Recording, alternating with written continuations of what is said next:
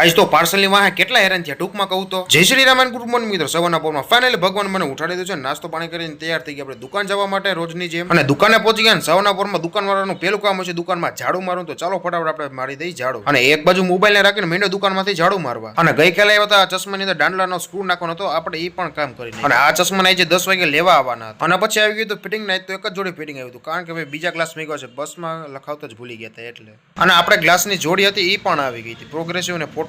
અને પછી આવી ગયું બસમાંથી પાર્સલના મિત્રો એવા ખોકે ચડી ગયા વાત જ પૂછમાં. પકડી લીધા ગ્લાસ ફટાફટ માર્કિંગ. મિત્રો ટૂંકમાં વાત કરું તો આપણું બસમાં આવવાનું હતું પાર્સલ ને હું ગયો તો મિની બસ સ્ટેન્ડે.